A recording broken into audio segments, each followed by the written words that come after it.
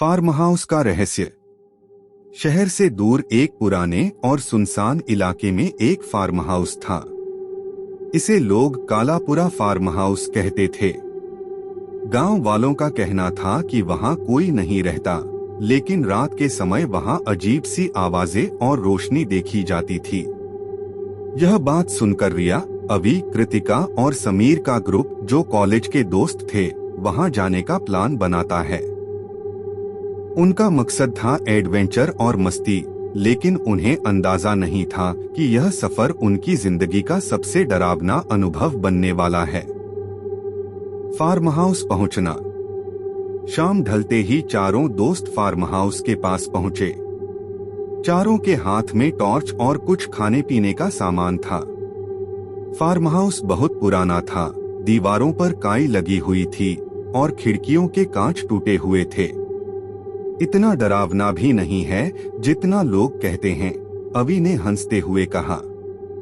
अंदर चलो, देखते हैं क्या खास है, रिया ने दरवाजा धक्का देकर खोला। अंदर घुसते ही एक अजीब सी सर्द हवा का झोंका आया। फार्म हाउस के अंदर अंधेरा और सन्नाटा था।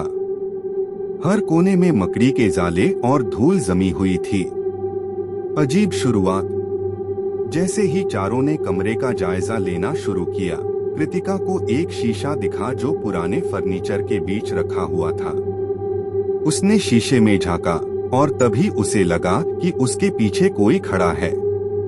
उसने तुरंत पलटकर देखा, लेकिन वहां कोई नहीं था। क्या हुआ? रिया ने पूछा। कुछ नहीं, बस वहम हुआ, कृतिका ने घबराई आवाज में कहा। वे सभी हॉल के बीचों बीच आकर बैठ गए और बात करने लगे। लेकिन कुछ देर बाद उन्हें सीढ़ियों पर किसी के चलने की आवाज आई।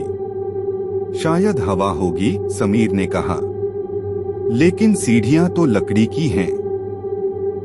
हवा से आवाज कैसे आएगी? रिया ने उलझन में कहा। आत्मा का आगमन। अचानक कमरे की सारी टॉर्च की रोशनी झपकने लगी। कृतिका चिल्लाई, मुझे अच्छा नहीं लग रहा, हमें यहाँ से जाना चाहिए। अवि ने कहा, आराम से बैठो, यह सब सिर्फ हमारा डर है, कुछ भी नहीं होगा। जैसे ही उसने ये कहा, कमरे का दरवाजा अपने आप जोर से बंद हो गया। सबके चेहरों पर डर साफ झलक रहा था। तभी कृतिका की आंखें अजीब तरीके से घूमने लगीं। उसने एक गहरी, डरावनी आवाज में कहा, तुम लोग मेरी जगह पर आए हो, अब तुम यहाँ से जा नहीं सकते। रिया ने चिल्लाते हुए कहा, कृतिका, क्या मजाक कर रही हो? लेकिन कृतिका का चेहरा सफेद हो चुका था।